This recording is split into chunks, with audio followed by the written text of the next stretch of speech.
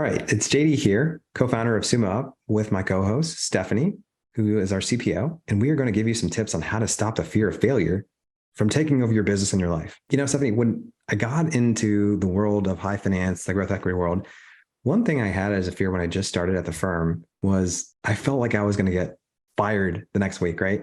It made me feel like I was back in high school, right? And I was trying to walk on to a college sports team. It made me feel like when I got waitlisted, right, at MIT, I was like, am I going to get in? Am I going to get in? Right.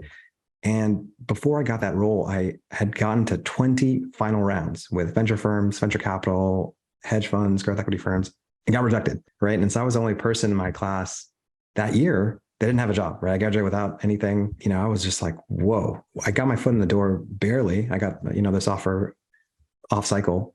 And my problem was like, I need to do something, right? I needed to make an investment. I needed to do something. Otherwise they're going to get rid of me. Right. And so I've always been an outsider. And I think that first week, that first month, that really just emphasized, can I make it? Can I make it? And I just had this total fear that I frankly just didn't belong. Right. And, I was just one decision, one investment memo, one meeting away from them being like, hey, so wrong name. You weren't meant to get the offer. Like you need to leave. Right. So what did you do? How did you handle that? Yeah. So I think for me, this sounds super weird. My approach to it was I cold emailed this is funny. I cold emailed every single person that got fired from the firm or I was asked to leave in the past 2 years. And I bought them lunch or coffee or whatever. And these people, most of the guys were like, what are you talking to me about? Right. And I picked their brain on effectively what they would have told themselves or what they would have done differently. And I sought them out and what were their mistakes they made. And it was super, super odd. And I think through that journey and that process, I discovered that really it's like really important to find a mentor, find somebody that is a step or a year, 2 years. If you're a business owner, founder, is that the next kick of revenue, top line, so 10 million plus if you're, still making 7 figures, right? And so that was that biggest crystallization, right? And just like finding somebody, kind of an expert that's ahead of the curve and like actually listening to them and be like, okay, just do that. And, does that kind of remind you of kind of your start or? I mean, having a mentor is kind of like having the ability to learn from someone else's mistakes before you have the opportunity to make them. Founding a business that's service oriented, I definitely experienced that when you're trying to communicate your offering to clients, even if you know that you have something that can really, really change the way that they operate, the way that they run their business, the way that their day-to-day operations go, it was important for me to kind of become aware of the offering that I was making, the value I was adding. I think that my problem was kind of what a lot of business owners have starting out is the imposter syndrome. When I started my service company 10 plus years ago, I started out by creating ads on Craigslist. Wow, that was your hack. That was your bootstrap hack. That was my way in, and of course at this point I had no idea what I was doing, so I just taught myself, and the way that I did that was just by kind of doing and trying new things and iterating on that. And my experience and something that I like the question that you were asking, what would you do differently? If I could speak to 10 years ago me, I would say be confident in what you're offering because it's valuable, and communicate that offering with the same confidence that you have knowing the value that it adds to someone's business. And that's an interesting point. So what did you do though to get over that original fear, like that hump, right? You put us to those Craigslist ads, you didn't have clients, but you had an offering. Like how did I implemented for my clients? I would kind of, they would ask me, can you do this? Can you do this? And I would teach myself how, and then I would see the results of that. So I would see reps. Yes, reps. I would see what works, and I would learn more about why it works. Why doesn't this work? And of course, I was not very picky at the time with my clients, so it was a little bit difficult to have a healthy cadence with some of these clients and work in a way that was good for me. Trial by fire sort of deal, right? Really, in this business world, you're trying to find and attract and retain customers or clients. And that's like the name of the game, but you want to find, attract, retain the right customers and clients, right? And that's part of the challenge. It makes me think that it's almost that you needed to get on this journey and be almost self-aware of the steps, right? Like you have to take steps, right? And just start moving on those steps. If it takes 10,000, 5,000, just do something, right? Post an ad, right? Be adaptable, yeah. right? Meet them in person. Go to this, Chamber of Commerce in-person meeting where no one looks like you, and they're way older. They don't speak, computer science or programming or Java. Yeah. We speak, right? Or from my background, C#. But at the same time, just pushing yourself forward. And it makes me think of a story when I met a few founders. Like we used to go through different founders, not to name drop here, but founder of Airbnb, WhatsApp, Peloton, right? We used to meet these guys. And one of the mentors at the firm I asked them, like, so what is the commonality between finding like great founders, right? And I asked a question, and this guy just looked at me, right? He's a total maven, like he's a pro. He looked at me, didn't say anything. He said 2 words: unquenchable thirst. And I was like, what? Unquenchable thirst, right?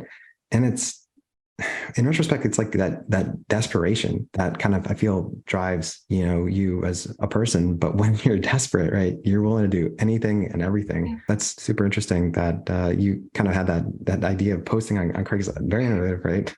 On Craigslist, next to all the dating ads and all the. Oh my God. Yeah. And if I'd known what I knew now, I'd probably do things a bit differently. But it's kind of like, I think often about that Elon Musk quote, which is starting a business is like eating glass and staring into the abyss or something. Like at that point, I didn't have, a strong support structure. I didn't have a strong network. So like you said, I just had that unquenchable thirst to do something differently. I mean, I know it would have been easier to pursue a job as an employee, but I felt like the value that I could offer would be greater if I started something independently, if I did my own thing. So that's why I pursued it, and then I continued and tried new things. So yeah, and I think it kind of makes you think back to the story of just like chasing down these guys and emailing them LinkedIn and meeting them in person. One of the lessons I learned was sometimes the people that don't make it or had huge, massive failure can teach you better, right? Sometimes the stars are not as good of a teacher as people that have had big mistakes, major failures. Mm-hmm. And I kind of say this to illustrate a point. I think of Steve Kerr, who's the coach of Golden State Warriors, right? I think he's a far better coach than, for example, Michael Jordan Michael Jordan was at the Wizards or on the Bobcats, or a far better coach, right? And then sometimes they can give you this advice. And one of the stories that I learned from one of the guys that was asked to leave, and now he's a wildly successful entrepreneur, right? Not good investor, but great entrepreneur. Interesting, right?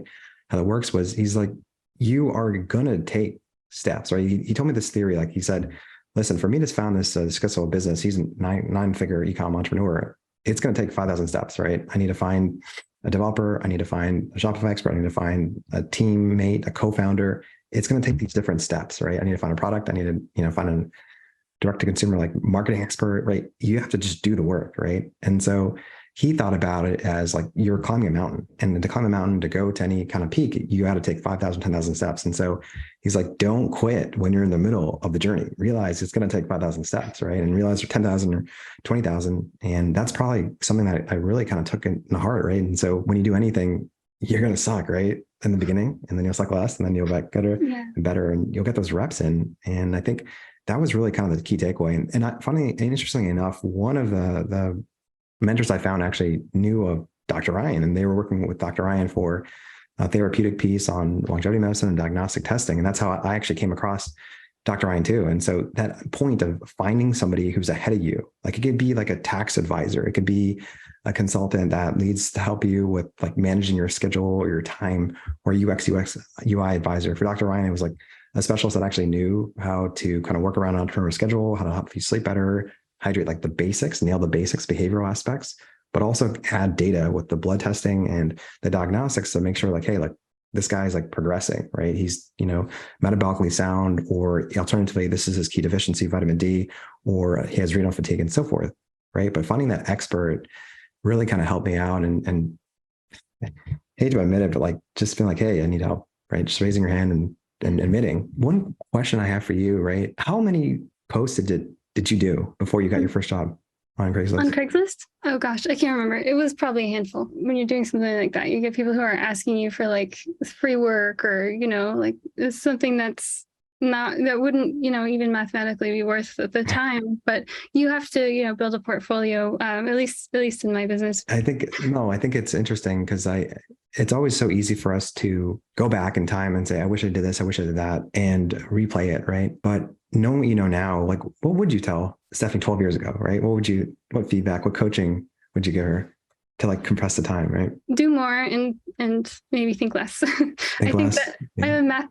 I have a more of like a mathematically oriented brain. So I like looking at data and planning things out very specifically and doing things in a very organized way. I think that's important. That's definitely served me well in a lot of ways, but there needs to be a balance of planning versus doing. And so do more and try more and be open to failing. Yeah, stumbling and failing, and you're going to spend money on ads that end up failing, or you're gonna make bad investments. Bad investment, and the partnership's gonna be like, well, who is this guy again, right? And you're gonna write a memo, and there's gonna be a few typos on it, or you're gonna say a few things during the meetings, and it's really just kind of like getting your reps out and just kind of stumbling across the steps and understanding, hey, look, I don't have to have all the answers, right? And I think it's really just doing the things that others aren't willing to do. That's also another key takeaway of getting over this fear. I still think today, even, being a co-founder, I'm like, oh gosh, are these guys going to be like, hey, this guy doesn't know anything. Like, what is he doing? Right. Are they going to throw me out? Like, I still have that fear,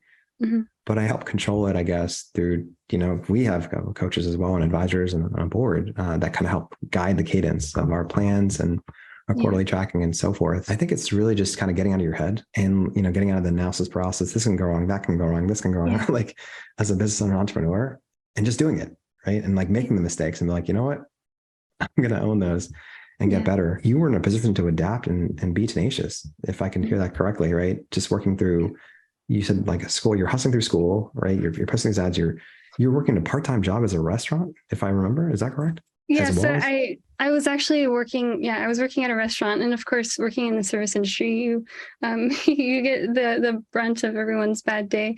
Exactly. Frontline workers, struggling. Yeah. But, and then, I was developing software development as a hobby, and I just kind of decided that I could provide more value by implementing this in different ways to help businesses. I recognized, a skill I had, and I felt like I could apply it best by offering it directly to business owners. So I recognized, that the skill I had could be helpful. And then I just kind of pushed through until I figured out the right things that I needed to do to reach the people who I would be able to help best. And so that's kind of like a very condensed version of it. Of the journey, right? The highlight reel. And it's like what you were saying about the journey of 5,000 steps. I would be really amazed if you could put me to like any business that has succeeded without having any challenges. I mean, there's always going to be a series of challenges of varying, intensities that any business is going to face. And the tenacity is kind of the key differentiator in business owners. I mean, I've spoken with people who've said, I tried to start a business in your field. It didn't work. Right. It didn't work. Quit. It's like, don't do that. You gave up. I mean, you just stopped. You started doing something different. You were midway through the mountain, and the peak was right there, right? Yeah, and you can't see. I mean, you can't see beyond where you are. When you're in that kind of situation, sometimes it feels like eating glass and staring into the abyss. Yeah, I mean, I still wake up because I have this outsider mindset. I still wake up and I still have to control myself. I think for me personally, it's just those weekly accountability sessions with an expert or a mentor, like who's a step or a year or 10 years, like or 5 years ahead of me, right? That really helps.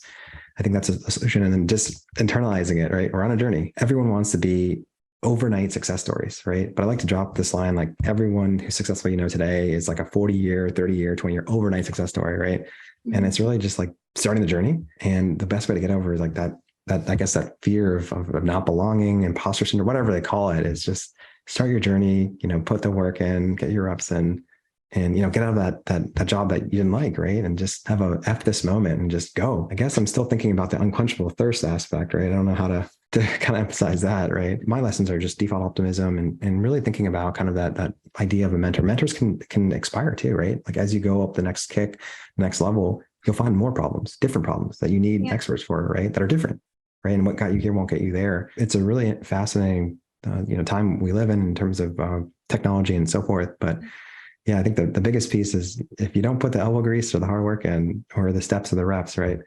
It's tough to accomplish anything great. Yeah, definitely. You need to have that motivation. That's right. So that's all for this week. We will catch you on next week's episode of Uberhuman Secrets. JD here with Stephanie, and we will talk to you soon.